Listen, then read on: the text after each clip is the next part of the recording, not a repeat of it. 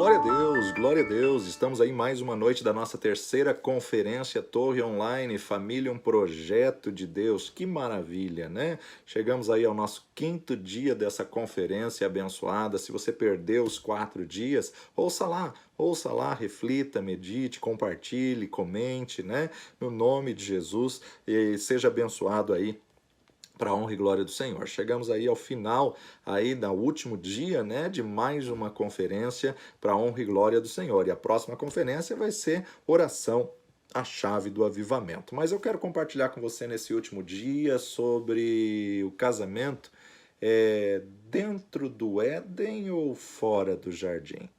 Onde está o teu relacionamento? O primeiro casamento da história da humanidade aconteceu no Jardim do Éden, aonde Deus ordenou e santificou o primeiro casamento, a primeira instituição de um homem e uma mulher, Adão e Eva, dentro do Jardim do Éden. Os capítulos 1 e 2 do livro de Gênesis descrevem o casamento em um estado ideal, como Deus o concebeu, quando Adão e Eva desfrutavam de um relacionamento caracterizado por paz, harmonia, igualdade, juntamente com uma comunhão contínua e ininterrupta com o seu Criador. O capítulo 3, infelizmente, nos apresenta um quadro totalmente diferente. O pecado havia arruinado a harmonia do relacionamento do casal e havia destruído a comunhão do homem para com Deus. Os capítulos 1 e 2 retratam o casamento dentro do jardim, enquanto o capítulo 3 nos mostra eles fora do jardim. O único lugar para experimentar o casamento de Deus, segundo os padrões do reino, a vontade de Deus, é dentro do paraíso, é dentro do jardim. Qualquer casamento fora do jardim não é um casamento nos padrões de Deus. Gênesis 1 e 2 apresentam o casamento antes da queda, conforme Deus havia planejado. O capítulo 3 revela o que o casamento se tornou após a queda, visto que o mundo o corrompeu. Em termos práticos, isso significa que nenhuma das condições, bênçãos ou promessas que estão presentes no casamento dentro do jardim, nos capítulos 1 e 2, são garantidas no casamento fora no jardim, do capítulo 3 em diante. Dentro do jardim, Adão e Eva usufruem de amor, de respeito, igualdade mútua. Fora do jardim, eles inventam desculpas, mentem um para o outro, elegem um culpado, culpam um ao outro. No jardim, compartilham do mesmo Espírito, o Espírito de Deus. Fora do jardim, esse Espírito afastou-se deles e são como estranhos um para o outro. No jardim, estavam unidos no Espírito, na carne, no corpo. Fora do jardim, não tem mais a ligação no espírito. O padrão do casamento de Deus é baseado na qualidade do paraíso, do jardim do Éden. Ninguém pode verdadeiramente alegar que Deus uniu aqueles que não vêm para o altar do casamento no contexto do jardim. Por ser concebido para crentes, o verdadeiro casamento é uma união no espírito, na alma e no corpo. Muitos casais se unem, mas não se casam no contexto do jardim. Não compartilham o mesmo espírito porque um deles ou ambos nunca nasceram de novo no Espírito de Deus. As promessas de Deus nas Escrituras aplicam-se a todos que o obedecem e nele creem, todos os que são chamados filhos de Deus e que compartilham do seu Espírito. Ninguém que está fora do Espírito de Deus tem qualquer garantia de receber as suas promessas. O conhecimento é a chave crucial para o sucesso de qualquer coisa, e o casamento não é uma exceção. Infelizmente, até crentes cheios do Espírito podem fracassar no casamento, a menos que conheçam e compreendam as diferenças fundamentais entre um casamento dentro e fora do Jardim do Éden. Muito embora eles sejam nascidos de novo, muitos crentes têm a dificuldade em seus casamentos porque inconscientemente trocaram os valores e concepções de Deus pelos valores e concepções do mundo. Precisam aprender a buscar o Espírito Santo para obter sabedoria e conhecimento, a fim de levar os seus casamentos para dentro do Jardim do Éden. Vamos observar os 2 primeiros capítulos, dicas importantes para nos ajudar a compreender o que o casamento estava destinado a ser e o relacionamento que deveria existir entre um homem e uma mulher. A terra já estava cheia de plantas, animais, vida no mar, vida no ar. Deus atinge o clímax de sua atividade inovadora e cria um ser à sua imagem e semelhança. Coroa da criação, o homem, a humanidade. Macho e fêmea os formou. O homem e a mulher foi o ápice, a glória culminante da faculdade criadora de Deus. Ele tinha um lugar e um plano especial para eles, os maiores da sua criação. Gênesis 1, 26 a 28. E disse Deus: façamos o homem à nossa imagem, conforme a nossa semelhança, e domine sobre os peixes do mar, e sobre as aves dos céus, e sobre o gado, e sobre toda a terra, e sobre todo réptil que se move sobre a terra. Criou Deus o homem à sua imagem, à imagem de Deus os criou, macho e fêmea os criou, e Deus os abençoou, e Deus lhes disse: frutificai, multiplicai-vos, enchei a terra, sujeitai-a, dominai sobre os peixes do mar, sobre as aves do céu, sobre todo animal que se move sobre a terra. Interessante, o Senhor cria o homem e diz a ele: domine ele sobre os peixes do mar, sobre as aves do céu, sobre os animais que se movem sobre a terra. Macho e fêmea os criou.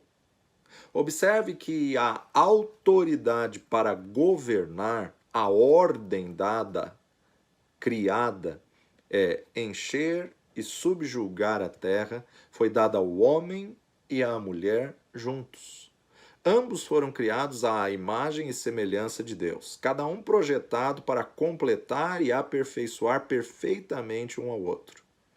Aos dois foi concedida a capacidade e autoridade para dominar o reino físico, como vice-regentes de Deus.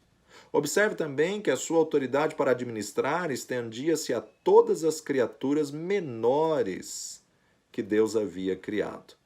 Sobre as aves dos céus, os peixes do mar, os animais terrestres, mas Deus nunca deu domínio um ao outro. Como assim? O homem dominar sobre a mulher ou a mulher dominar sobre o homem? De acordo com o plano original de Deus, o homem e a mulher deveriam exercer igual autoridade e igual domínio sobre as demais coisas da criação. O comando de Deus para subjugar e dominar aplica-se igualmente aos dois, ao homem e à mulher. No jardim do Éden, Adão e Eva possuíam o mesmo espírito, agiam com a mesma autoridade e exerciam o mesmo poder. Tinham domínio sobre todos os pequenos animais que se movem rente ao chão, inclusive a serpente. Já no capítulo 3 de Gênesis, deixa claro que Satã, o anjo caído, tentador e acusador, já estava presente no jardim, incorporado em uma serpente, a mais astuta das alimárias que Deus tinha feito. Em virtude de Adão e Eva representarem a criação máxima de Deus, eles possuíam a autoridade e poder para subjugar o diabo.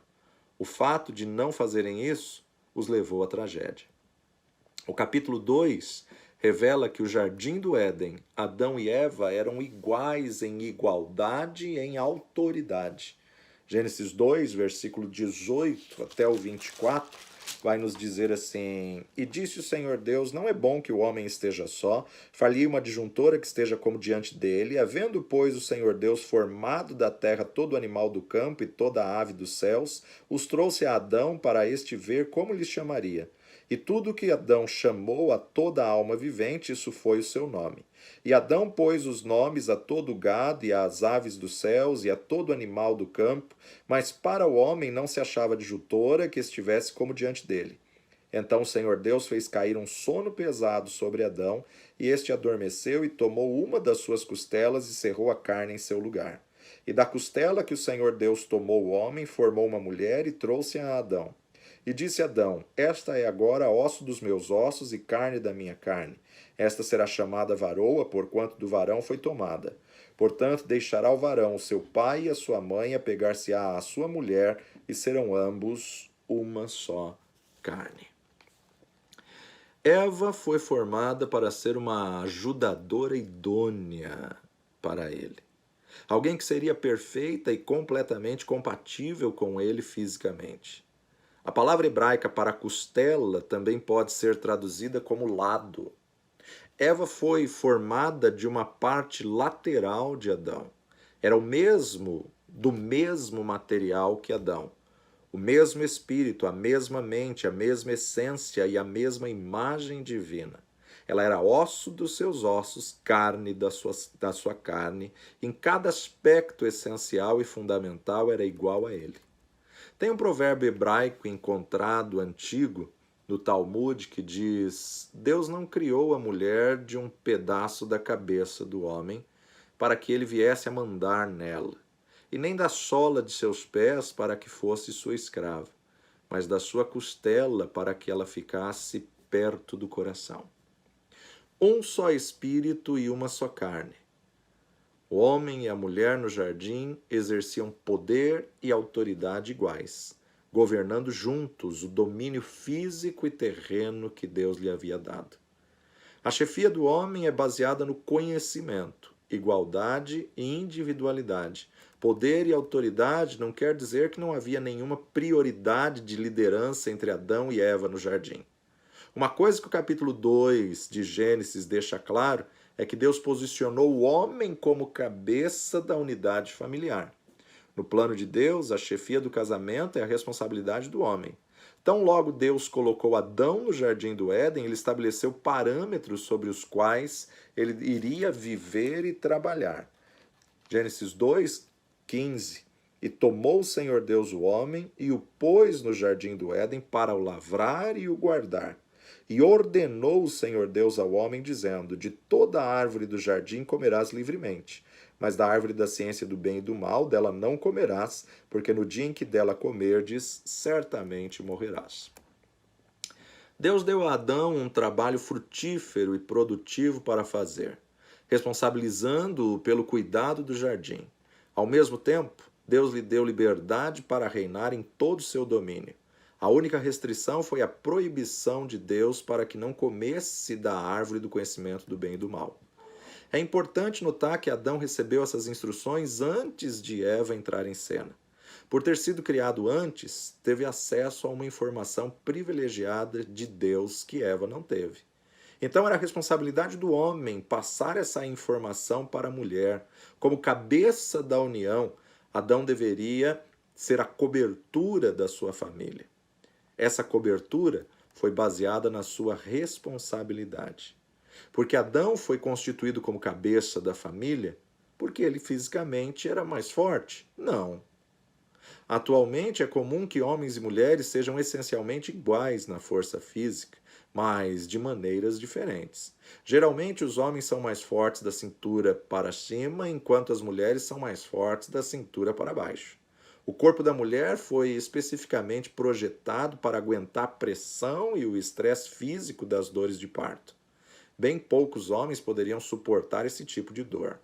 A posição de chefia de Adão não era por causa de sua força física.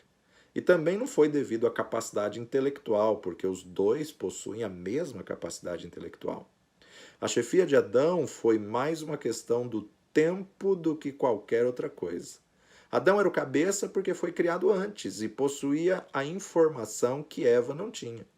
A chefia de Adão foi baseada no conhecimento. Efésios capítulo 5, versículo 23 nos diz: Porque o marido é a cabeça da mulher, como também Cristo é a cabeça da igreja, sendo ele próprio salvador do corpo.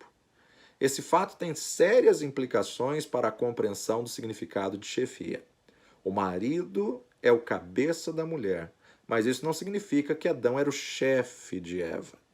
Chefia não é domínio, chefia é liderança. Então precisamos entender aqui, como cabeça, o homem deve proporcionar direção e liderança espiritual à família. Ele deveria traçar a diretriz, a sua temperatura espiritual deveria estabelecer o clima para toda a sua casa. Deus projetou o homem para ser o sacerdote do lar. Muitos casamentos hoje em dia, incluindo casamentos cristãos, sofrem porque os maridos não compreendem ou não cumprem de forma apropriada suas responsabilidades como cabeça de suas famílias. Com frequência, sua chefia degringola para um governo autoritário que domina tanto a esposa como os filhos. Às vezes abdicam de sua liderança totalmente, de forma que a chefia recai sobre as suas esposas, pelo menos na prática, se não no nome.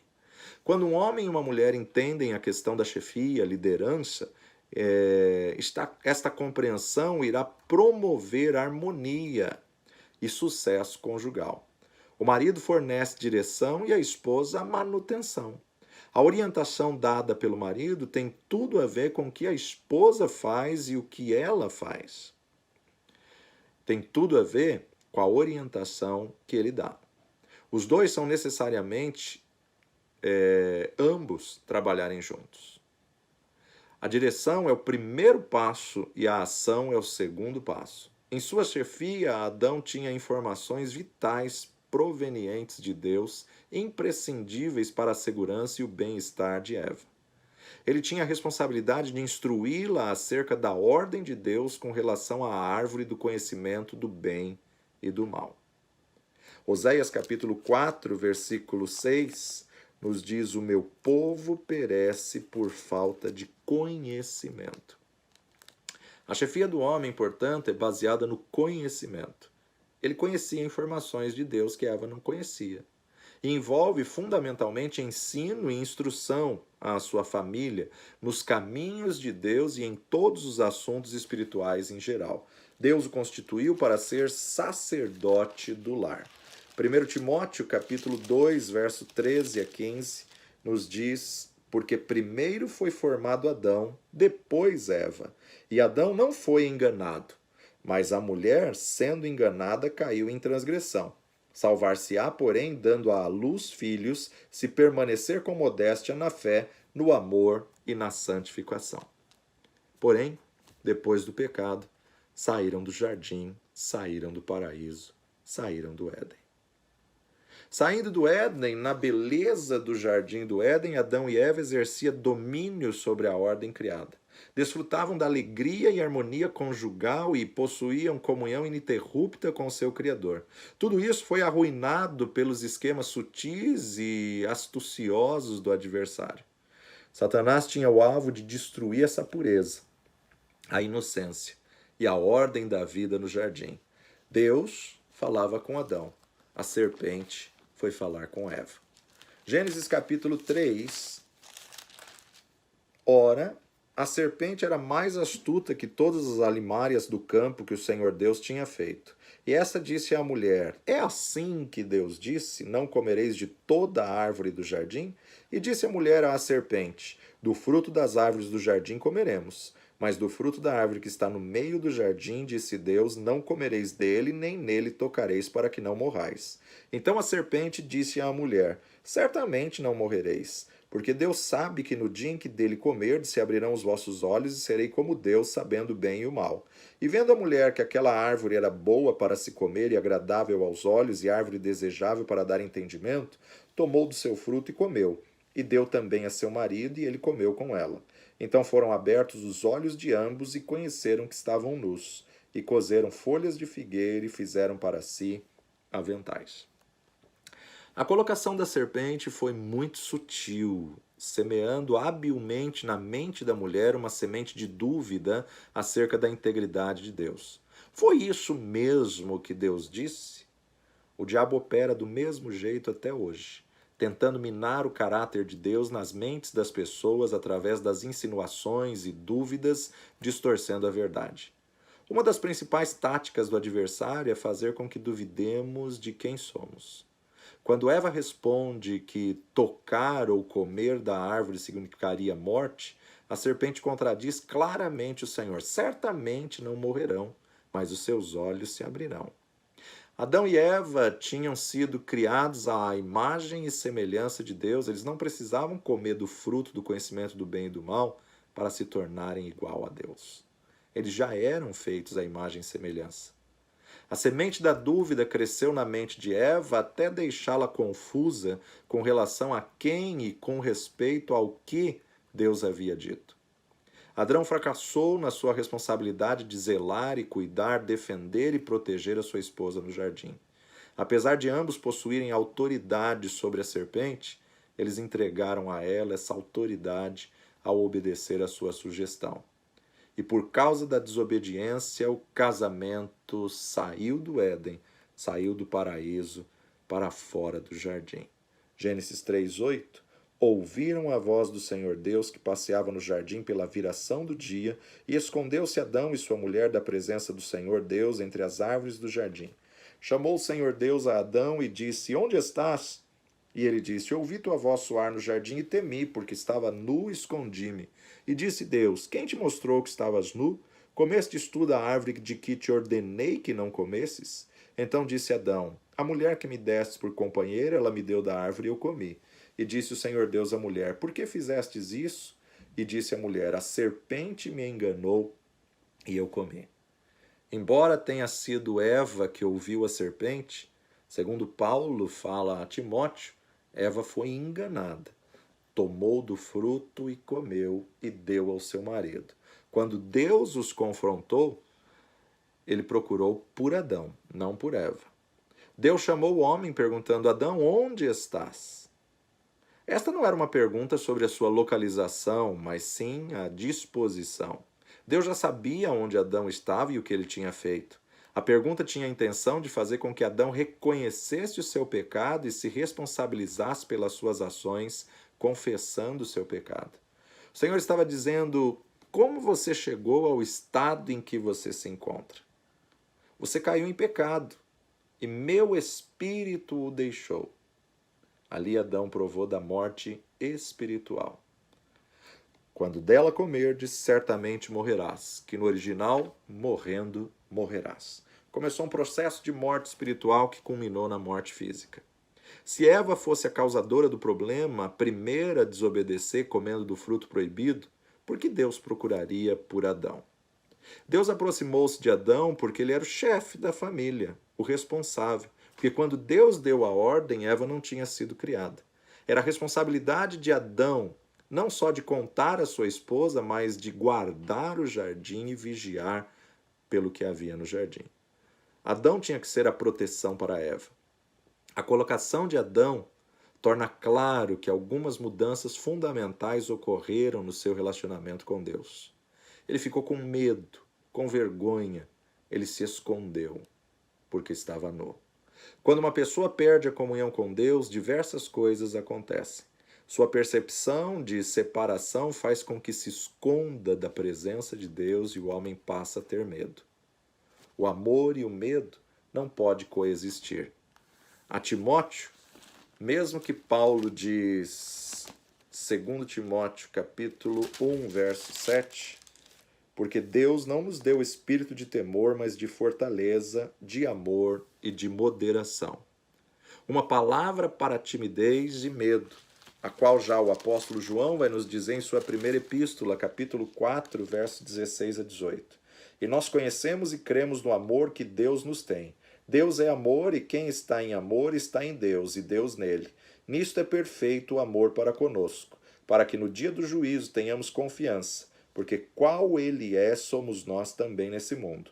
No amor não há temor, antes o perfeito amor lança fora o temor, porque o temor tem consigo a pena, e o que teme não é perfeito em amor. Nós o amamos porque ele nos amou primeiro. Devido à desobediência, pecado, Adão e Eva perderam o amor, a paz, a harmonia, a comunhão que tinham com Deus e um com o outro. Perceberam que a culpa e o medo os havia substituído. Essa mudança afetou todas as áreas de suas vidas, incluindo o casamento. Um casamento sem amor se torna escravo do medo e da divisão. Se torna um casamento fora do jardim do Éden. Outra mudança fundamental que o pecado trouxe para o relacionamento de Adão e Eva é que eles começaram a fazer o jogo da culpa. A culpa se desenvolve onde o amor não está presente. Adão culpou a Deus por ter dado Eva. Eva culpou a serpente. Nenhum dos dois estavam dispostos a aceitar a responsabilidade pessoal das suas decisões. Adão não quis assumir a sua responsabilidade pelo que aconteceu ao seu casamento, e nem Eva. O fato da serpente ter enganado Eva, isso não a isenta da responsabilidade. A relutância em assumir responsabilidades é um problema muito comum em nossa sociedade. Uma sintonia de pecaminosidade. Quando ninguém está disposto a assumir a responsabilidade, todos sofrem. O casamento fora do jardim é um casamento de culpa, de condenação, de atividades irresponsável, transferindo e jogando a culpa um ao outro, e os homens falhando em assumir o seu lugar legítimo e responsável como chefe da casa. Uma característica adicional do casamento fora do jardim é que os maridos exercem domínio autoritário sobre a esposa. No casamento planejado por Deus, o marido não domina a esposa, ele exerce liderança. Ele fornece direção e orientação, e os dois governam juntos. Ele lidera com amor, com graça, com sabedoria, conhecimento sobre o senhorio de Cristo. Se o teu casamento está fora do jardim, Deus te convida hoje a entrar no jardim. Reflita sobre isso e vamos continuar em nossa terceira conferência Torre Online, adorando o Senhor com Sandra e Betânia, exaltando e glorificando o nome do Senhor.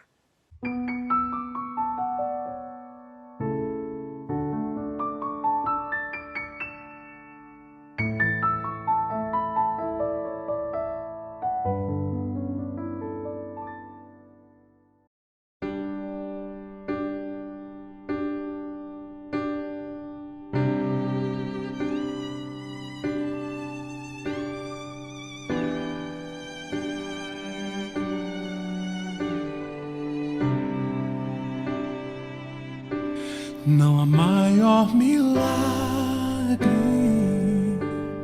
do que Jesus Cristo. Não há maior dádiva que se entrega na cruz. Todas as coisas se desvanecem quando tua presença enche o templo, Senhor. Que venha a tua glória, enche o teu templo, que brilhe tua face sobre nós, prostrados a ti.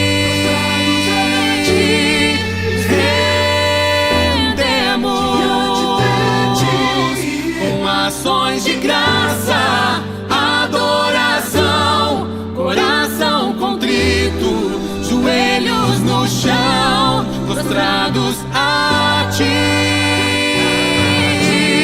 nos rendemos, nossas lágrimas caem, levantamos as mãos, até que enchas o templo, que é o nosso coração. Senhor,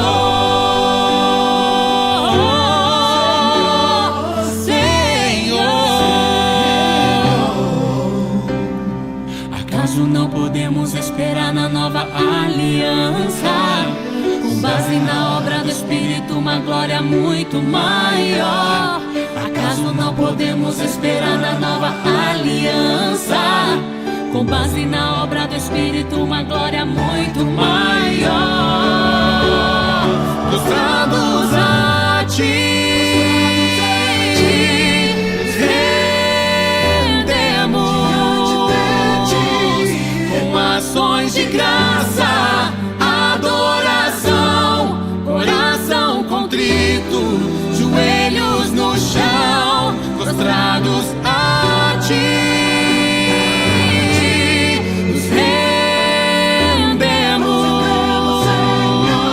Nossas lágrimas caem, levantamos as mãos, até que enchas o templo, que é o nosso coração. Senhor,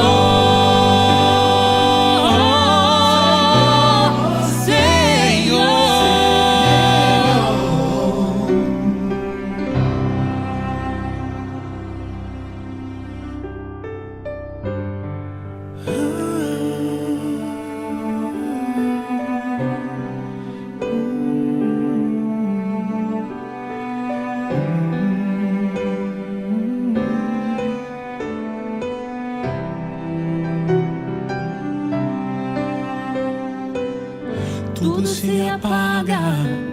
tudo se apaga diante do teu resplendor.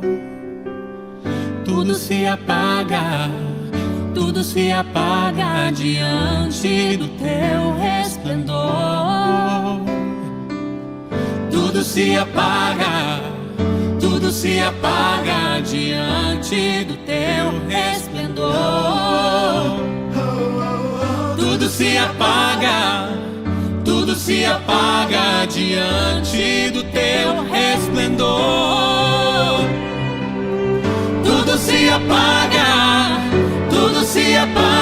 diante do teu resplendor.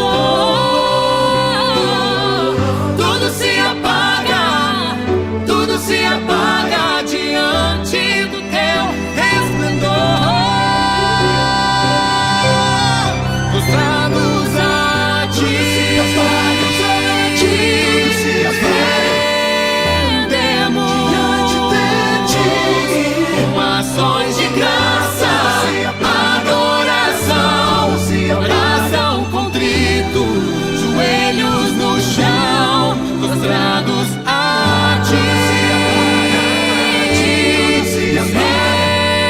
Rendemos com ações de graça, oração contrito, joelhos no chão, prostrados a ti.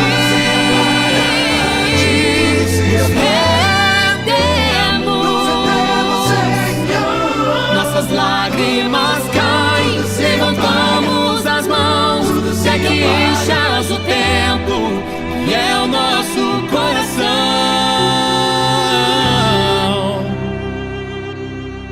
Não há maior milagre do que Jesus Cristo.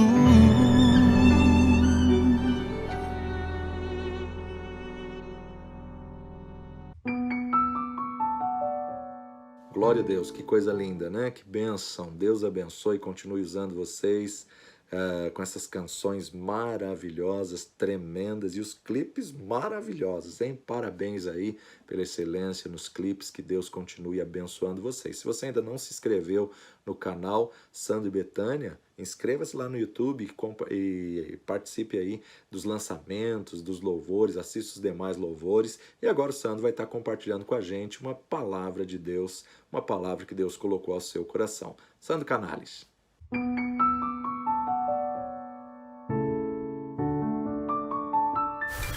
Olá, família Torre Forte. Queria iniciar agradecendo o convite. É uma honra novamente poder participar de mais um evento online do Ministério Torre Forte, dessa conferência com esse tema muito rico a respeito da família ser um projeto de Deus. Queria agradecer ao apóstolo Cleiton pelo convite e queria deixar aqui o meu carinho mesmo por esse ministério, ok? Um abraço a todos. Eu quero compartilhar com vocês alguns textos que falam a respeito, no meu entender, de família, né? Aonde tudo começou. Talvez você já tenha ouvido algo parecido e talvez você já tenha conheça esses textos e essa abordagem, mas eu creio que Deus vai abençoar você mesmo assim. Vamos abrir lá em Gênesis capítulo 1. Gênesis capítulo 1, versos 26 e 27.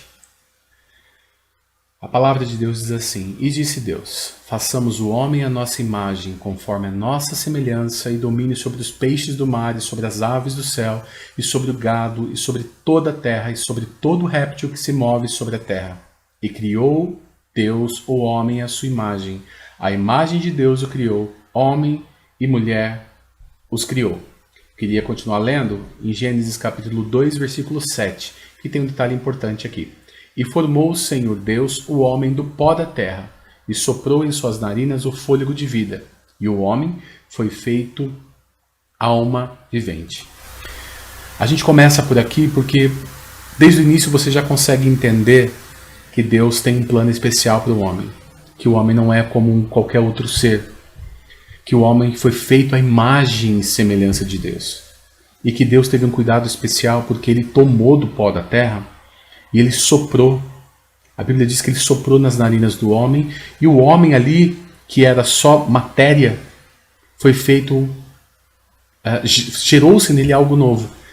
Dessa forma especial, Deus transformou uma matéria em um ser. Deus transformou uma matéria, né, em uma alma vivente, que se destaca da criação por conta disso, por ter o toque de Deus, por ter as digitais do nosso Deus e por ter algo que veio de dentro dele, né, o fôlego de vida que veio de dentro de Deus e o estabeleceu. E Deus, com isso, ele também estabelece que o homem tem uma missão. Ele estabelece que o plano inicial, né, antes de Deus criar, ele projetou. Ele queria projetar alguém que dominasse sobre a criação dele. Então, esse era o plano inicial. Que o homem, ele dominasse sobre a criação.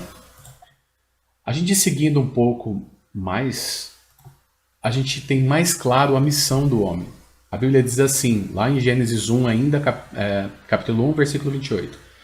E Deus os abençoou, e Deus lhes disse, frutificai e multiplicai-vos e enchei a terra, e sujeitai-a, e dominai sobre os peixes do mar, e sobre as aves dos céus, e sobre todo animal que se move sobre a terra. Aqui Deus dá uma ordem ao homem que ele deveria frutificar e multiplicar e dominar. Então aqui fica estabelecido a missão inicial do homem. O interessante é a gente continuar vendo no capítulo 2 mais alguns detalhes a respeito disso. E tomou o Senhor Deus o homem e o pôs no jardim do Éden. Aqui é Deus já fazendo, para lavrar e guardar. Aqui a gente vê que, além de dominar, ele vai lavrar e guardar o jardim. E ordenou o Senhor Deus ao homem, dizendo, de toda a árvore do jardim comerás livremente, mas da árvore do conhecimento do bem e do mal, dela não comerás, porque no dia em que dela comeres, certamente morrerás. Então Deus libera o homem, ele abençoa o homem. A bênção de Deus, no hebraico, a maldição, a palavra maldição lá no hebraico, ela tem um contexto de cercear, de limitar. Né? Se a gente for interpretar a palavra abençoar baseado no conceito do amaldiçoar, que é o oposto de abençoar, a gente pode entender que abençoar também pode ter o contexto, ou pode ter o significado de liberado. Então Deus liberou o homem para quê? Para frutificar, para multiplicar, para encher a terra, para dominá-la. É isso que Deus fez quando ele abençoou o homem. Então ele estabeleceu ali uma palavra poderosa de liberdade. O homem é livre. Livre para quê? Para dominar, para se multiplicar, para frutificar. Essa é a bênção de Deus sobre a humanidade. Em seguida, ele dá uma responsabilidade para o homem que é lavrar e guardar. E logo em seguida ele dá um limite de tudo você pode aproveitar, menos da árvore do conhecimento do bem e do mal. Então isso fica como um limite para o homem. Seguindo, a gente já vê o homem no início do seu ministério, a humanidade começando a exercer o ministério. Havendo, pois, o Senhor Deus formado a terra, todo animal do campo e toda ave do céu, os trouxe a Adão para este ver como ele se chamaria. E tudo que Adão chamou a toda alma vivente, isso foi o seu nome. E Adão pôs os nomes a todo gado e às aves do céu e a todo animal do campo. Mas para o homem não se achava ajudadora idônea. Por que isso é importante? Porque a Bíblia é uma coisa tão tremenda a gente entender que dar nome é a mesma coisa que exercer domínio. Que quando Deus traz os animais, Deus podia ter nomeado os animais, mas Deus estabeleceu em sua bênção que o homem dominaria. Então ele traz os animais diante do homem e o homem nomeia os animais. O homem é que define o nome de cada um deles. É óbvio que na nossa cultura isso não é tão forte como é na cultura oriental, onde o nome, o significado do nome, carrega um destino da pessoa. Isso para mim é tremendo, porque eles nomeiam seus filhos e dá a eles um pré-destino, uma predestinação, por causa do nome. Para eles é importante saber o significado do nome. Para nós não é bem assim que funciona, né? A gente vê o próprio Deus mudando histórias de grandes homens como Jacó, por exemplo, que deixou de se chamar Jacó e passou a se chamar Israel. O próprio Deus mudou o nome dele dizendo: você é meu, o teu destino é meu e eu escrevo para você uma nova história. Então, quando você estabelece isso, você estabelece um nome, você está exercendo domínio sobre aquilo. Eu acho que também é por isso que a Bíblia fala que nós vamos receber um novo nome também, né? Não que Deus já não tenha domínio sobre nós, mas nesse sentido que desde o início a gente vê na palavra de quando Deus muda o destino de alguém, Ele muda o nome, né? Por exemplo, o que a gente pode ver no sentido de mudar o nome, mas não Deus fazendo isso, nem o homem fazendo isso, né? Assim, para animais. A gente vê homens dando nomes a Deus. Não que a gente exerça autoridade ou comando ou qualquer tipo de domínio sobre Deus, mas a gente vê Agar, por exemplo, chamando de Deus o El Roi, né? O Deus que me vê. Ela não tinha domínio sobre Deus, mas o nome que ela deu a Deus, El Roi, aquele que me vê, né? Ela está se apropriando de uma revelação pessoal, exercendo domínio sobre uma revelação pessoal de Deus. Deus é um Deus pessoal. Deus é um Deus que se revela assim ao ser humano. Por isso que essa noção de família, essa questão do isolamento para a gente nesse tempo é tão difícil, porque Deus não nos criou para estarmos sozinhos. Deus quer esse contexto de família. E é por isso que nós hoje somos filhos de Deus, não filhos de fato, mas filhos adotivos, né? Nós fomos adotados em Cristo Jesus, nós não éramos, mas passamos a ser em Cristo. Deus dá esse conceito. Agora, Jesus não é o Filho único, ele não é o unigênito de Deus, mas ele é o primogênito. A gente vê o conceito e o sonho, né? Que é um sonho de Deus, é um projeto de Deus, a questão da família, né?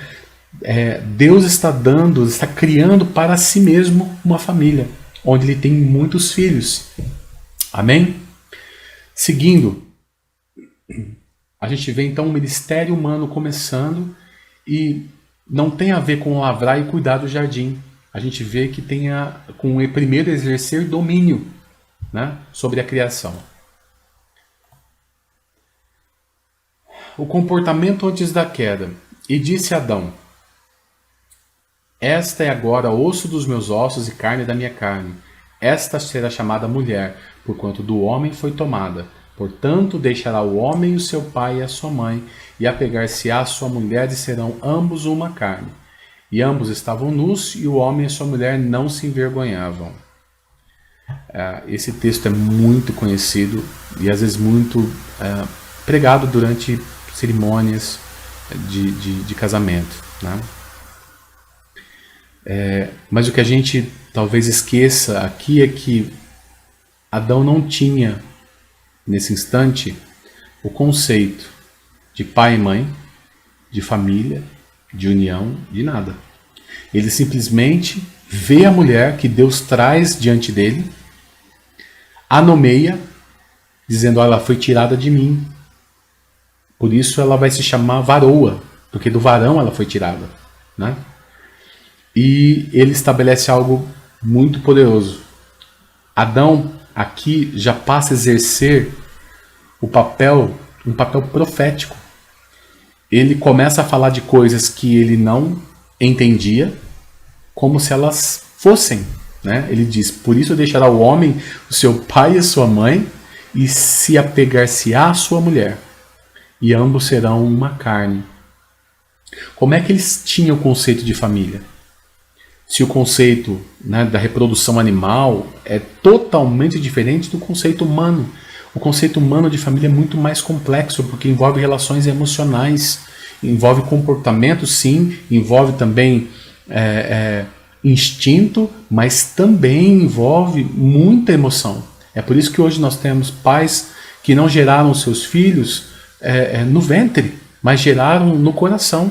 Mães que amaram filhos que não foram gerados pelos seus ventres, né? Então, a família tem esse contexto emocional. E aqui a gente vê Adão profetizando mesmo, tendo um papel profético, dizendo, ó, a partir de agora se estabeleceu família. A partir de agora se estabeleceu a união de um homem e uma mulher, e ali eles vão frutificar, né? A gente vê que essa relação depois é transportada para nós hoje. É transportada de uma forma também profética, onde Cristo, onde o meu casamento anuncia o casamento de Cristo com a sua igreja. É um dos motivos que a Bíblia é tão enfática com relação ao divórcio, porque, de certa forma, o meu casamento profetiza a volta de Cristo para buscar a sua noiva e a união eterna de Cristo com a sua igreja. Por isso que é algo tão sagrado, é um sacramento o casamento. E é por isso que nesses tempos a gente vê tanta política se levantando para destruir o conceito de família, o conceito de casamento, né? É por isso que a gente vê tantos conflitos familiares sendo criados pela mídia mesmo. A mídia faz uso de uma ferramenta de manipulação em massa para destruir as famílias, para que a gente não tenha mais a consciência do que Deus estabeleceu desde o início. É como ler a Bíblia ao contrário, dizer que aquilo que é correto diante de Deus e que Ele estabeleceu como correto, não é mais correto, é errado. E aquilo que Ele diz que é errado, ser o correto. Então é isso que são esses tempos que a gente tem vivido. E é por isso que é importante que nós tenhamos essa noção que realmente a família foi estabelecida por Deus. Família é profética. Família é um conceito profético. Porque nós começamos aqui na terra o que Deus vai terminar no céu. E é isso que nós temos que entender. O nosso primeiro ministério não é na igreja, não é nas nações. O nosso primeiro ministério é na nossa família, na nossa casa. Por isso que quando se fala em servir a igreja no Novo Testamento, como o bispo deve ser, né, como os presbíteros, os diáconos devem ser, né, lá é enfático nas passagens em que Paulo trata disso, Pedro trata disso, que o diácono mesmo já tem algumas... o diácono já tem algumas exigências iguais a do presbítero, igual a do pastor, igual a dos ministros do evangelho, que é ser um homem que controla a sua casa, ser um homem que tem uma família com a sua casa em ordem, né? Porque o primeiro ministério é ali. Se nós pensarmos, quando Deus deu ordem de frutificar, os nossos filhos, as nossas filhas, são os nossos primeiros discípulos.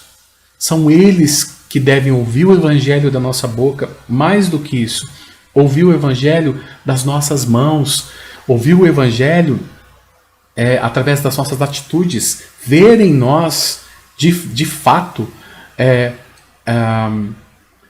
filhos de Deus, alguém que prega e que faz aquilo que prega, que quando não consegue cumprir, ou quando tropeça na verdade e percebe que em determinados pontos é falho e é pecador ainda, se arrepende, se apresenta diante do Senhor arrependido e segue em frente, né? Nós não somos perfeitos. Então a família é um projeto de Deus desde o início. Nós vemos aqui que o homem e a mulher estavam nus e não se envergonhavam. Nós vemos o papel profético aqui chamado por Adão nesse momento onde ele vê a mulher. Agora tem a parte da queda que todo mundo conhece. E viu a mulher que aquela árvore era boa para se comer e agradável aos olhos, e a árvore desejável para dar entendimento. Tomou do seu fruto e comeu. e deu também a seu marido, e ele comeu com ela. Então foram abertos os olhos de ambos, e conheceram que estavam nus, e cozeram folhas de figueira, fizeram para si aventais. E ouviram a voz do Senhor Deus, que passeava no jardim pela viração do dia, e esconderam-se, Adão e sua mulher, da presença do Senhor Deus, entre as árvores do jardim. Aqui tem vários pontos que são interessantes e que eu quero mostrar. A gente vê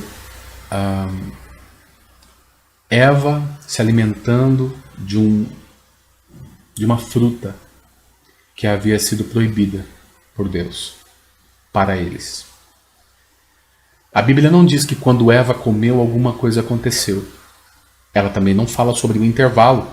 Se Eva comeu e depois de um certo tempo Adão comeu. A Bíblia não deixa isso claro, né? Pelo texto você pode imaginar que ela comeu e em seguida deu a fruta a Adão. Mas o ponto que eu acho interessante é que após Eva comer ainda não acontece nada. Quando Adão come, aí a Bíblia diz: então são abertos os olhos de ambos. Algo bem interessante, e aqui eu quero falar com os homens e do papel do homem dentro da família. Não quero parecer machista, dizer que o homem é que manda na casa e coisa do tipo, mas a Bíblia coloca o homem como responsável sim pela sua casa. A mulher edifica a casa, mas o responsável diante de Deus é o homem. Ele é o sacerdote do lar, ele é o responsável pela família. Por que eu estou dizendo isso?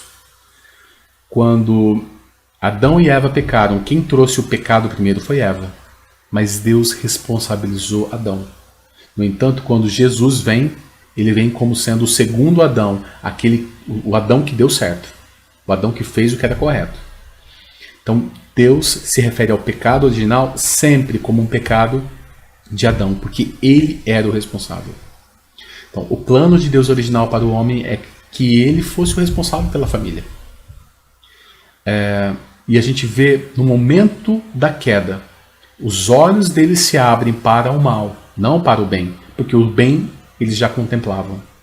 A Bíblia fala que no jardim do Éden ali Deus descia na viração do dia para falar com o homem. Tem um livro que é um livro apócrifo, eu não me lembro qual é agora, mas ele coloca o jardim do Éden como sendo o Santo dos Santos, como uma representação do Santo dos Santos. Não vou entrar nessa questão porque é um livro apócrifo, mas para mim faz sentido porque é onde o homem encontrava com Deus, né? Onde o homem contemplava Deus face a face. Olha que poderoso, que poderosa essa palavra. A Bíblia diz que no momento em que os olhos abriram, né, eles se sentiram, eles se descobriram nus, né, e cozeram folhas de figueira. A figueira até hoje é símbolo da nação de Israel, tá? E a Bíblia diz em seguida: e ouviram a voz do Senhor. A Bíblia não está dizendo que Deus caminhava no jardim. A Bíblia diz que a voz dele caminhava no jardim. Não é o Senhor caminhando, mas a voz dele. A voz do Senhor caminhando no jardim. É a mesma voz hoje, e na verdade na época de João Batista, que clamava no deserto. João Batista era representante dessa voz que clamava no Éden, que chamava o homem no Éden e que agora chama no deserto. E Deus faz a mesma coisa aqui. Ele chama o homem para o arrependimento. Quando a gente vê Deus chamando o homem, a gente pode perguntar: escuta, mas Deus não sabe onde o homem está? Deus não sabia que eles estavam escondidos? Sim, ele sabia. Mas Deus está chamando o homem à responsabilidade que lhe cabe. Deus está chamando o homem a um arrependimento. Então é por isso que Deus chama, mesmo sabendo onde o homem está. E chamou o Senhor Deus a Adão e disse: onde estás? E ele disse: ouvi a tua voz soar no jardim e temi, porque estava nu e escondi-me. E disse Deus: quem te mostrou que estavas nu? Comeste tu da árvore de que te ordenei que não comesses? Então disse Adão: a mulher de que me deste por companheira, ela me deu da árvore e comi. E disse o Senhor Deus à mulher: por que fizeste isso? E disse a mulher: a serpente me enganou, e eu comi. O que eu quero mostrar aqui é que depois da queda, quando o pecado surge, a primeira coisa que o homem faz é se livrar da responsabilidade. E eu quero dizer para você, como eu digo para mim mesmo, porque eu também sou falho e sou feito de carne e osso, da mesma matéria que todos nós aqui somos. O pecado me chama para abrir mão da responsabilidade de governar a minha família. Às vezes nós, homens, fazemos isso. Mulheres que abrem mão de edificar a casa, homens que abrem mão de governar a sua família. Isso é um efeito do pecado. Então, se você tem se sentido tentado por conta desse isolamento e por conta dessa situação, se você tem descoberto problemas que você não via antes, que estavam encobertos aos seus olhos, por conta de estar em casa e ser obrigado a ficar em casa, talvez seja a hora, talvez seja um chamado de Deus, talvez seja a voz de Deus passeando na nossa geração, chamando novamente os homens, os seus filhos, ao arrependimento. Porque Deus tem propósito. Qual é o propósito de Deus? Salvar. Qual é o propósito de Deus para você e para mim? Que a gente governe a nossa casa. Qual é o propósito para você, querida irmã? Que você edifique a sua casa. Que você respeite o seu marido. Ao homem foi dada a ordem de amar a sua esposa. Mas à esposa foi dada a ordem de respeitar o seu marido. Isso envolve amor. Eu creio que Deus não colocou isso dessa forma, amar, a mulher amar o marido, porque para a mulher é natural amar. Para o marido, para os homens em geral, nós somos menos emocionais. Por isso que Deus dá essa ordem: amem. Amem. Amem as suas esposas, como Cristo amou a igreja. E mulheres, respeitem o marido de vocês. Às vezes não é muito simples isso. E quem sou eu para falar a respeito disso? Na verdade, não sou eu quem fala. Na verdade, quem fala é a palavra de Deus. E nem sempre o que a palavra diz é fácil. Eu sei disso. Às vezes a gente está tão cansado que a gente não tem disposição para educar os filhos. Porque é mais fácil deixá-los na frente da TV. Eu sei disso. É mais fácil, às vezes, deixar na frente de um celular. Eu também sei disso. Eu também me sinto cansado. Nós nos cansamos. Mas a palavra do Senhor nos convida a exercermos o nosso papel. Amar as nossas esposas. Na verdade, amar a nossa esposa. As esposas amarem cada uma o seu marido. Os filhos respeitarem os pais, honrarem os pais. Os pais não provocarem a ira dos seus filhos. A Bíblia deixa claro quão importante é nós não abrirmos mão, por causa do pecado e da terra caída que nós vivemos, desse papel tão importante, que é servirmos ao Senhor na nossa casa, na nossa família. Talvez o teu coração pulse pelas nações, para ir até as nações e fazer discípulos lá, que é o que a palavra diz. Mas o ide do Senhor não é só para as nações. Você tem almas preciosas dentro da tua casa. Herança de Deus para você, na tua casa, esperando que você ministre a vida deles, que você ministre a palavra de Deus e veja os seus filhos e filhas desabrocharem diante daquele que nos deu o fôlego de vida. Isso é tão lindo e profundo, queridos. E eu queria que entrasse no teu coração isso, como está entrando agora no meu também. Deus tem mais. Deus quer que você seja, sim, um evangelista na tua casa. Coloca os teus filhos diante do Senhor. Proteja os seus filhos. Proteja a sua esposa, querido. Esposa, edifica a sua casa. Seja sábia. Busque ao Senhor, independente do que o seu marido diz ou deixa de dizer.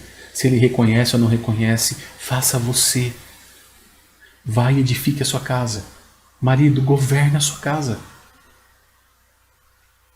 Traz a tua esposa na presença de Deus.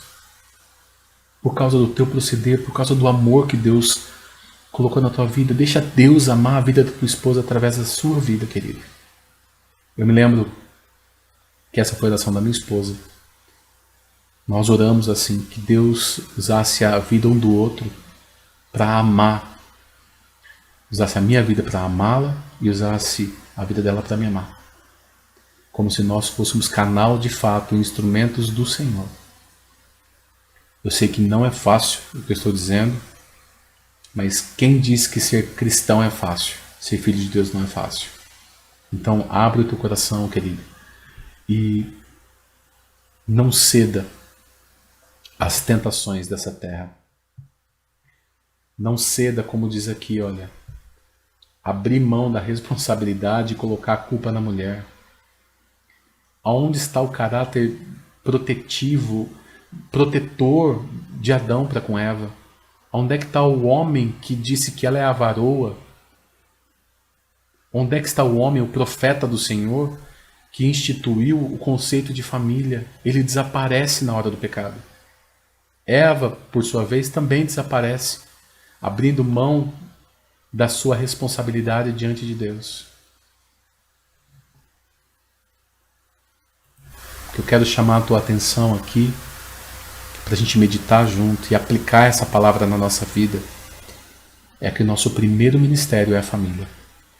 Põe a tua casa em ordem antes de tentar salvar o mundo. É isso que nós devemos fazer. Colocar a nossa casa em ordem antes de salvarmos o mundo. Cristo vai começar a obra sim. E o avivamento vai começar dentro do nosso lar. Nos cultos domésticos. Na ministração da palavra de Deus. Dos momentos de oração. Onde nós envolvemos a nossa família. Então eu te peço, em nome de Jesus, que você deixe essa semente que nós ministramos agora entrar dentro do teu coração e gerar esse fruto. Gerar frutos, porque a família é um projeto de Deus. Amém? Um beijo no coração de vocês. Muito obrigado por me ouvirem. Que Deus os abençoe. Glória a Deus, Sandro. Quero agradecer ao Sandro e a Betânia pelo carinho, sempre dispostos, sempre gravando aí pra gente nas nossas conferências. Que Deus continue te usando com graça e sabedoria. E obrigado por essa palavra. Que Deus possa cada dia nos desafiar a vivermos o casamento segundo os padrões do reino, né? Vamos continuar adorando ao Senhor com o Bispo Daniel e Bispa Júlia. Bispo Daniel, lá de Guarulhos, Deus abençoe poderosamente sua vida e adore ao Senhor nesse momento. Olá, queridos, aqui quem fala é o Bispo Daniel Noron. Olá, boa tarde, aqui é a Bispa Julie Noron. E nós estamos aqui juntos na conferência Torre Forte Online, Família Projeto de Deus. Glória a Deus. Sejam muito bem-vindos, creio que você será muito edificado com tudo que o Senhor está ministrando aqui. E eu quero te convidar para participar conosco deste momento de adoração. Eu sei que o Espírito Santo vai falar muito ao seu coração. Abra o teu coração e vamos juntos adorar.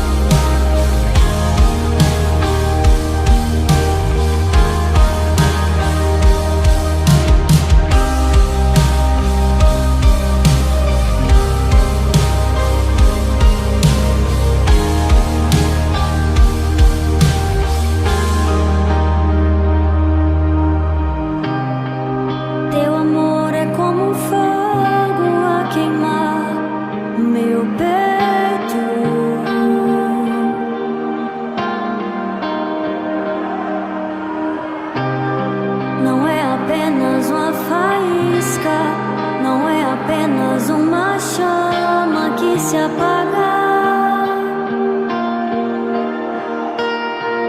Teu amor é luz que brilha em mim, ofusca a escuridão e o mundo verá.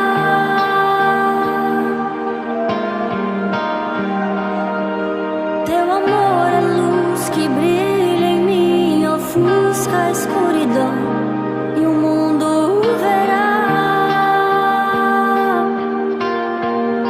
E o mundo verá tua face, ó leão, seus olhos como chamas de fogo.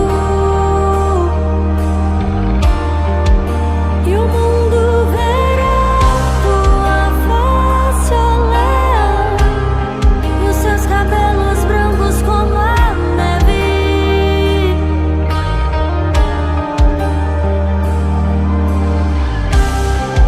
Teu amor é como fogo a queimar meu peito.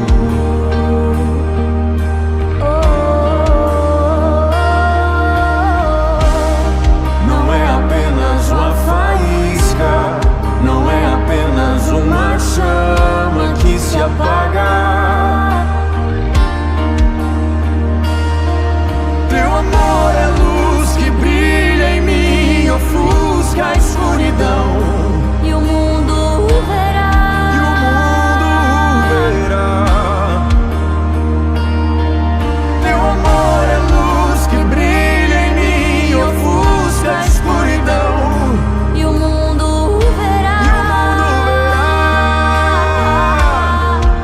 e o mundo verá tua face, ó leão, seus olhos como chamas de fogo.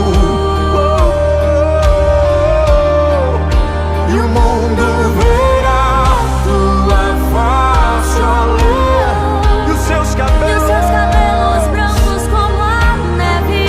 E o mundo te verá, Deus. E o mundo verá tua face, ó Leão, seus olhos como chamas de fogo.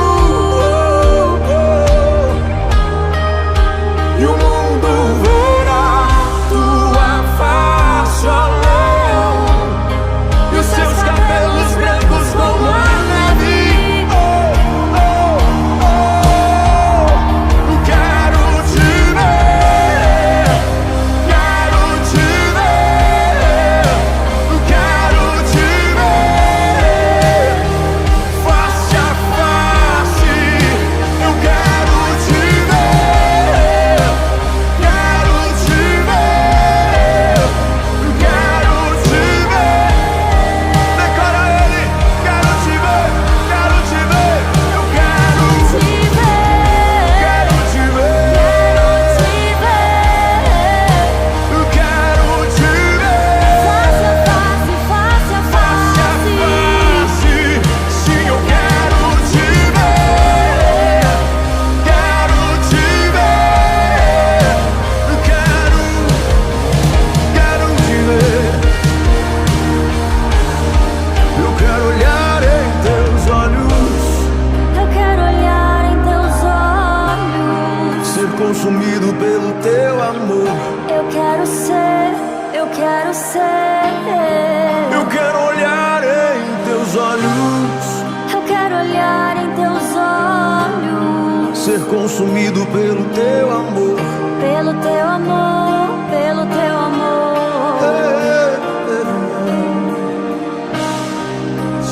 Quero te ver, quero te ver face a face.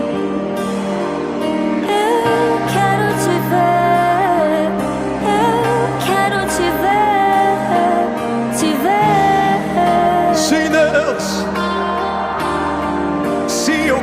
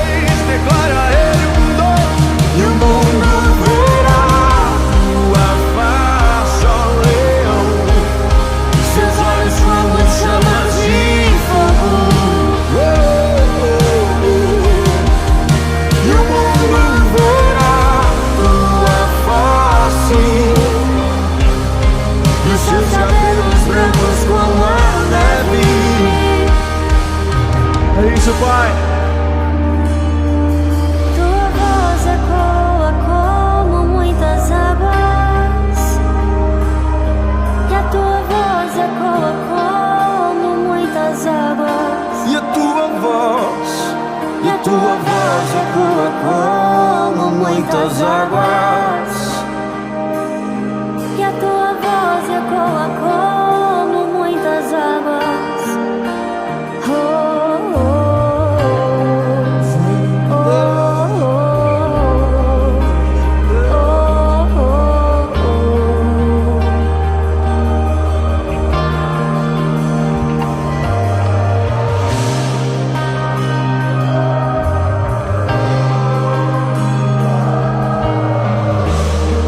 Jesus, Jesus.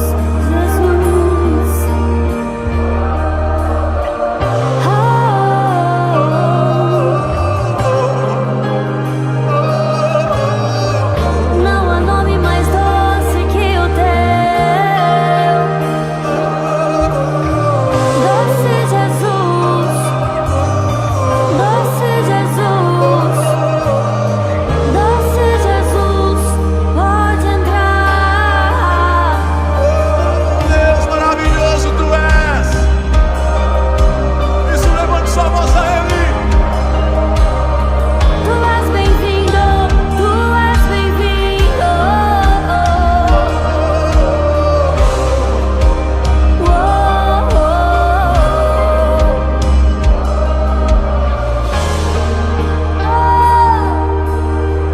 De novo.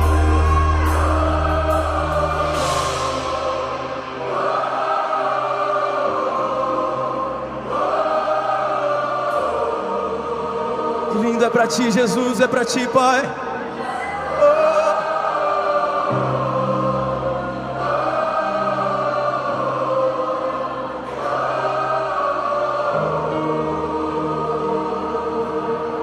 Te glorificamos, Pai, aplauda, glorifique a Ele.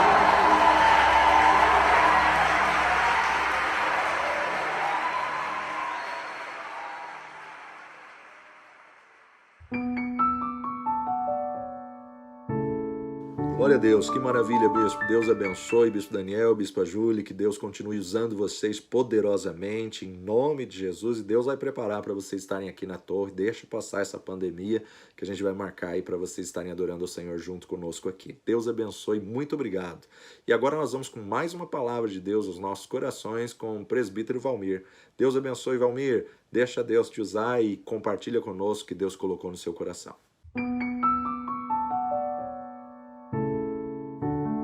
A graça e a paz do Senhor Jesus a todos, amados e amadas do Senhor. Eu sou o presbítero Valmir e quero trazer para vocês aqui um estudo pequeno sobre a oração como chave para um grande avivamento. Hoje nós estamos precisando de um avivamento nas igrejas, um avivamento no povo de Deus, buscando um louvor e uma adoração e um comprometimento maior com a palavra de Deus e com tudo aquilo que o Senhor tem nos proporcionado como gratidão no nosso coração ao Senhor. A oração, a chave do avivamento. A oração ela é a única ferramenta eficaz que pode nos levar a um verdadeiro avivamento, um avivamento genuíno. Mas muitos podem perguntar assim, o que é um avivamento?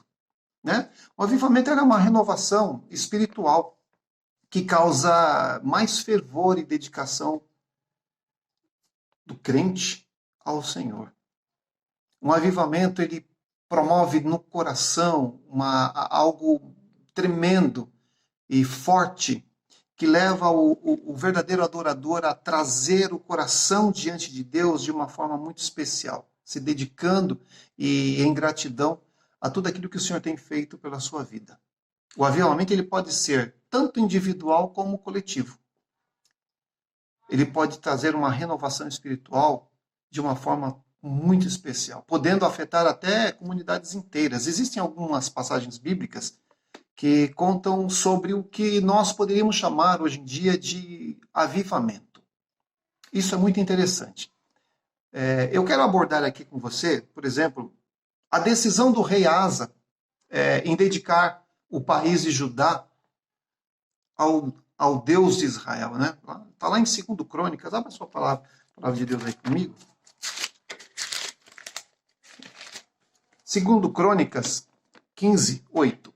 Diz assim: Assim que ouviu as palavras do profeta, as palavras e a profecia do profeta Azarias, filho de Obed, o rei Asa encheu-se de coragem, retirou os ídolos repugnantes de toda a terra de Judá, de Benjamim e das cidades que havia conquistado, nos montes de Efraim, e restaurou o altar do Senhor que estava em frente do pórtico do templo do Senhor.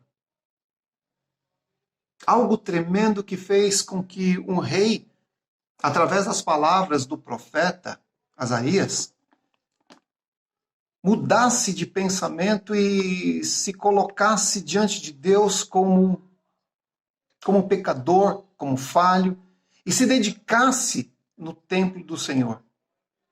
Vestiu-se de panos de saco, proclamou um dia especial de dedicação ao Senhor, de louvor e de gratidão, e se curvou diante de Deus através da oração e da profecia de um homem, filho de Obed, Azarias, o profeta.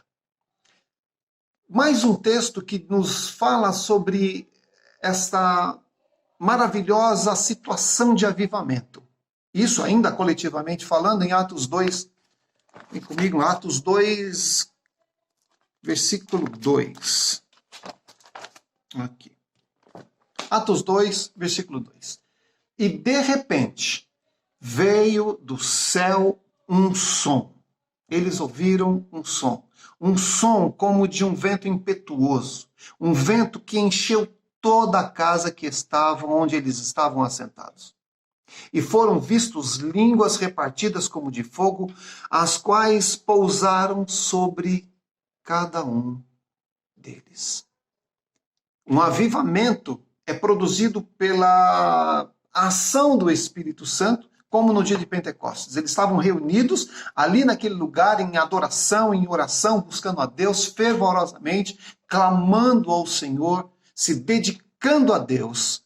E de repente, o mover daquele lugar, o vento impetuoso do Espírito Santo começou a encher aquele lugar, balançar aquele lugar que eles estavam reunidos.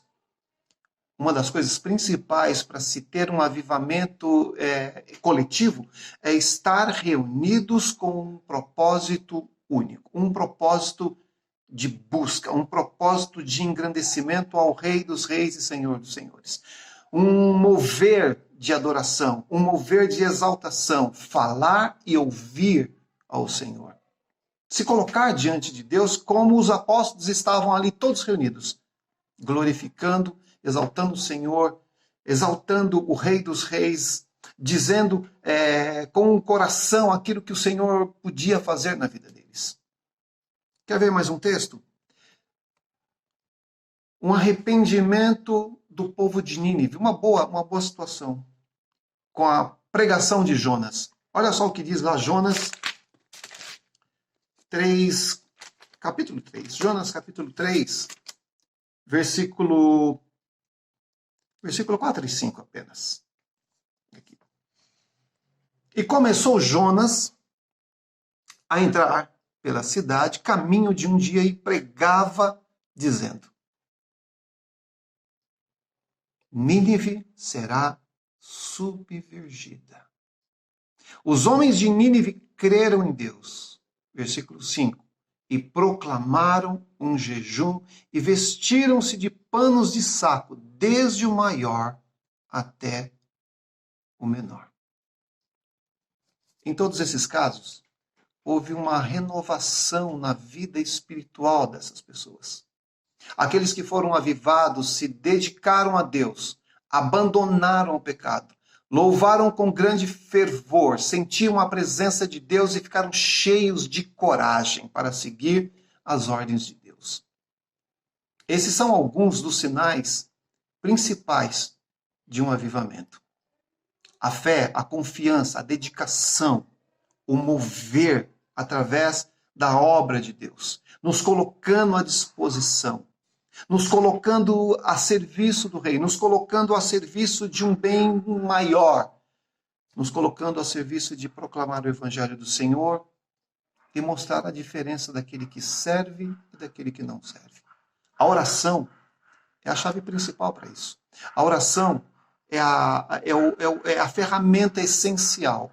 A oração nos traz perto de Deus. A oração nos leva para perto do Senhor. A oração move o ouvir de Deus. A oração, o clamor, a insistência, as deprecações, são orações insistentes, trazem e levam o nosso coração diante de Deus de uma forma muito especial. De uma forma que Deus nos ouve e sente o quebrantar do nosso coração.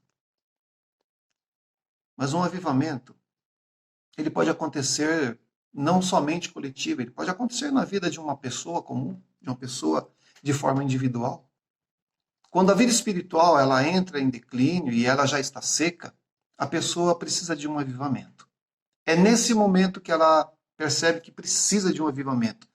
Quando ela está seca por dentro, quando ela sente que não tem mais motivação, aquele primeiro amor deixou de existir, aquele amor pela obra do Senhor já não acontece mais, eu já não tenho mais vontade de ir à igreja, já não tenho mais vontade de ir aos cultos, às reuniões de oração, aos trabalhos de sábado, aos trabalhos especiais da igreja. Meu coração não tem mais motivação. Quando a nossa vida entra nesse declínio, a nossa alma começa a tornar-se seca, a nossa alma começa a se tornar fraca, o nosso coração começa a não ser mais desejoso na presença do Senhor, nós passamos a não ouvir mais os louvores não tocam mais o nosso coração. É nesse momento que nós precisamos parar e meditar naquilo que nós estamos fazendo. Voltarmos para onde a gente esteve, de onde Deus nos tirou. O avivamento, ele restaura o relacionamento com Deus. Muitas vezes, quando não há o avivamento, nós nos achamos longe de Deus, nós nos achamos perdidos sem a presença do Senhor e nos enfraquecemos. Aí o vento nos leva de um lado para o outro, o vento nos promove tristeza, o vento traz indignação, a tristeza, a incerteza nos deixa cada vez mais enfraquecidos diante das situações que nós temos que enfrentar. Mas o avivamento, ele restaura esse relacionamento. O avivamento, ele restaura esta comunhão. O relacionamento traz o nosso coração, leva o nosso coração para perto de Deus. Mas como é que começa um avivamento? Um avivamento, na verdade, eles são frutos de oração. A oração, ele é a chave principal para que aconteça esse avivamento. A oração nos move de uma forma tremenda, nos impulsiona. Ela é como se fosse uma vitamina essencial, de elo, de ligação entre nós e o Senhor. Onde há pessoas dedicadas a orar pela igreja, pelo lugar onde moram, pelo lugar onde estudam, pelos lugares onde trabalham, isso faz uma enorme diferença. Por trás dos grandes avivamentos da história da Bíblia, nós encontramos sempre pessoas que se dedicaram vários anos a orar por transformação. A oração, ela tem que ser insistente. Às vezes leva tempo, às vezes leva muito tempo para se ouvir a resposta de Deus. Mas o avivamento vem de um momento especial e marca a vida do cristão. Avivamento, ele é algo que acontece de dentro para fora. Quando o avivamento acontece, o Espírito Santo, ele toca o coração das pessoas de uma maneira muito, muito especial. E o Espírito Santo testifica dentro de nós a ação dele, dia após dia, transformando e queimando e fortalecendo. Essa transformação do coração, ela reflete tanto na nossa vida como nas nossas ações. Com uma maior dedicação às coisas de Deus, como, por exemplo, a evangelização, a justiça e o amor ao próximo. Quer ver um texto muito legal, muito especial? O Atos dos Apóstolos 4, versículo 3. Vamos lá, em Atos 4, 3.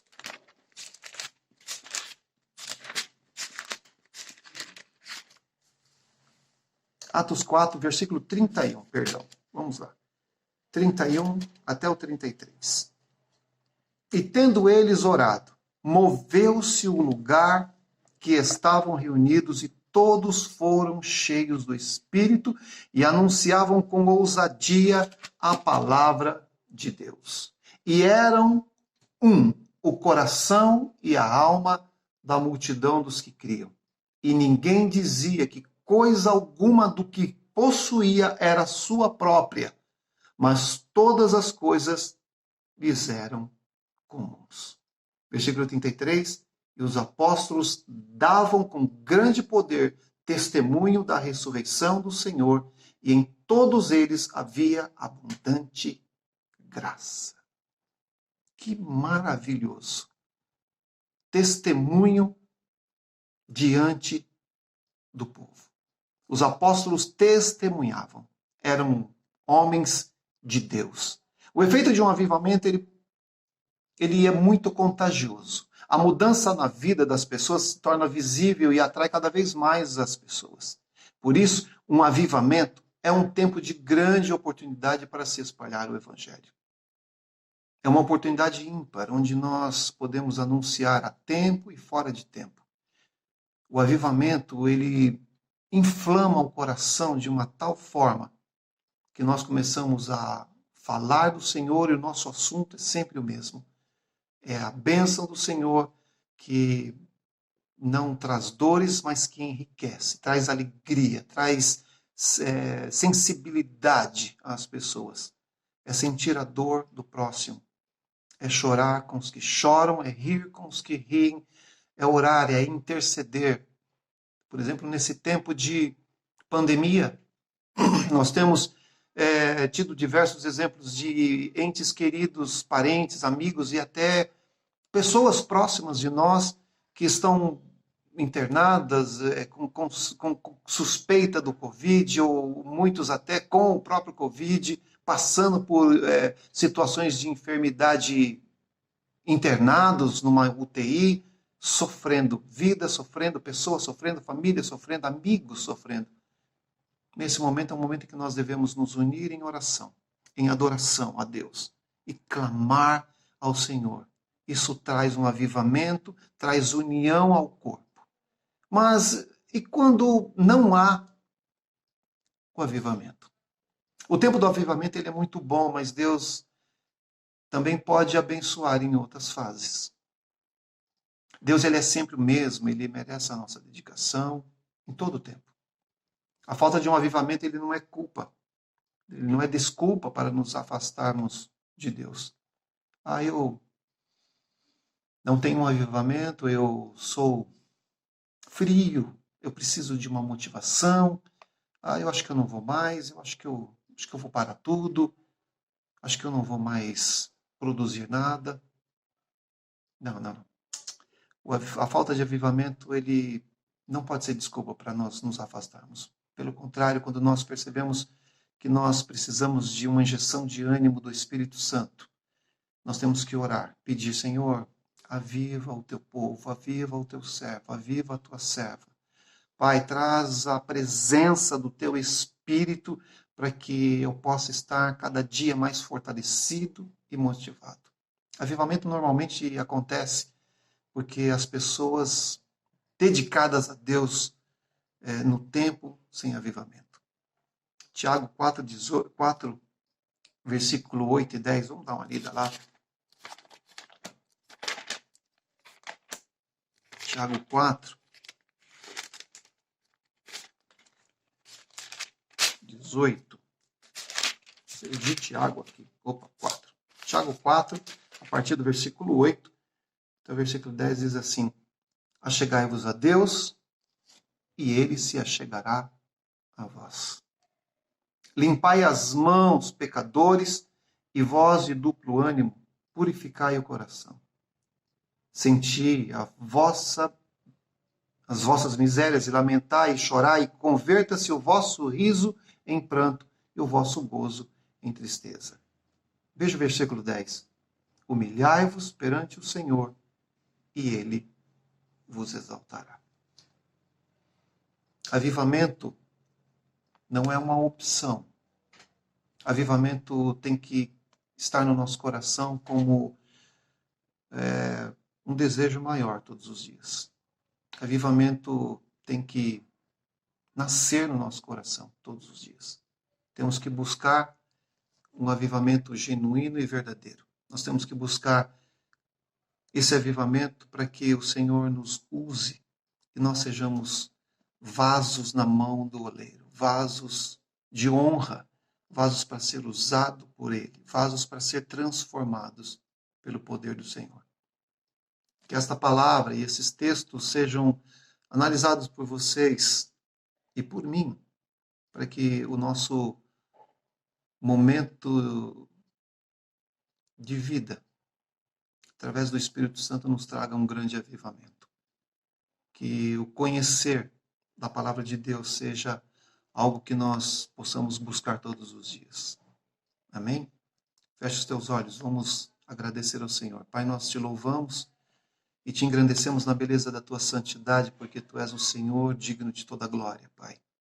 Nós clamamos, ó Deus, a ti, por um avivamento da tua igreja, um avivamento do teu povo. Pedimos ao Pai amado que a graça, a bondade e a misericórdia do Senhor seja com todos aqueles que estejam enfraquecidos, Pai. E que a comunhão do Espírito Santo conosco, Pai amado, gere em nós um momento de avivamento tal que nós nos entreguemos, ó Pai, à obra do Senhor de forma verdadeira e eficaz. Usa-nos, ó Pai, segundo a tua multiforme graça, trazendo alegria ao nosso coração, trazendo fortalecimento, trazendo fé, Pai, para que nós possamos caminhar e influenciar vidas, Pai, através de um grande avivamento. Enche o nosso coração da tua presença, Pai, recebe a honra, a glória, o louvor e a majestade. É o que nós pedimos e te agradecemos no precioso nome de Jesus. Amém? Que Deus te abençoe, que esse estudo seja de grande base para que você, a partir de agora, busque com mais ênfase, ainda mais daquilo que você tem buscado ao Senhor, para gerar em você e em todas as pessoas que estão ao seu redor um grande avivamento. Deus abençoe, em nome de Jesus. Glória a Deus, presbítero Valmir, Deus abençoe a Sandra, a Vitória. Obrigado aí pela palavra, pelo carinho, que Deus continue usando a vida de vocês poderosamente. E nós já estamos indo para o final da nossa terceira conferência, mas antes disso vamos continuar adorando o Senhor com esse casal abençoado, Alexandre Canhone, um trabalho lindo na África, que Deus continue te usando poderosamente, e vamos adorar o Senhor junto com Alexandre e esposa.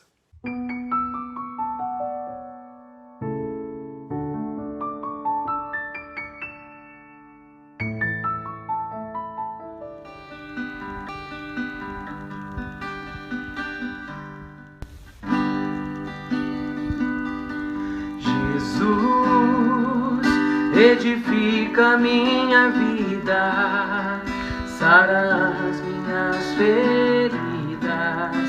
Preciso do Senhor, Jesus. Viverei pra te adorar, me ensina a te agradar, meu Pai, e me chame de amigo. Jesus, edifica minha vida, sara as minhas feridas. Eu preciso do Senhor, Jesus. Viverei pra te adorar, me ensina a te agradar, meu Rei, meu Pai, e me chame de amigo. Grande é o Senhor, muito digno de louvor. Não há outro igual ao meu Rei. Mas da gerações te adorarão, os joelhos dobrarão para sempre, o Senhor servirei. Jesus, edifica minha vida, sara as minhas feridas, eu preciso do Senhor. Oh, Jesus, viverei pra te adorar, me ensina a te agradar, meu Pai, e me chame de amigo, meu Rei, meu Pai, e me chame de amigo, meu Rei, meu Pai, e me chame de amigo, meu Rei, meu Pai, e me chame de amigo, meu Rei, meu Pai, e me chame de amigo.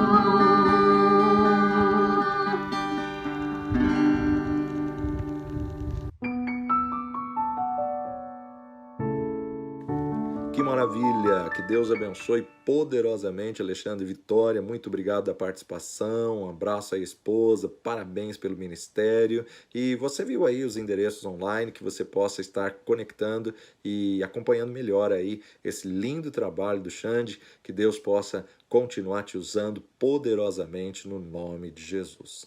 Onde está o teu casamento? No paraíso ou fora do Éden? Que você possa refletir essa verdade e possa clamar ao Senhor para que esse teu casamento possa voltar para o paraíso. Deus de poder e graça, capacita, Senhor, os teus filhos a fazer, ó Pai, do seu relacionamento um jardim do Éden. Um jardim de delícias, um jardim de paz, de harmonia, de equilíbrio. Em nome de Jesus, nós abençoamos cada casal, cada família, abençoamos o marido, abençoamos a esposa, dá sabedoria, capacita os teus servos, usa com poder, com graça, com temor e tremor, renova as forças, renova a esperança, derrama o teu poder e a tua graça, Senhor. Senhor, nós abençoamos a vida dos teus filhos, declarando um novo tempo de milagres. Te agradecemos por essa conferência, que o Senhor possa ministrar em cada casal e renovar as forças dos teus filhos para a tua honra e glória no nome precioso de Jesus. E que o amor de Deus o Pai, a graça redentora e salvadora do Senhor Jesus Cristo, comunhão e doce consolação do Santo Espírito nunca falte sobre os eleitos e vitoriosos do Senhor que creem e dizem amém. Que o Senhor te abençoe poderosamente. Uma ótima noite. Se Deus falou com você, compartilhe essa mensagem e fique ligado que o teu casamento possa estar dentro do Éden e você possa viver um jardim de delícias no paraíso de Deus. Deus te abençoe e até a próxima no nome de Jesus.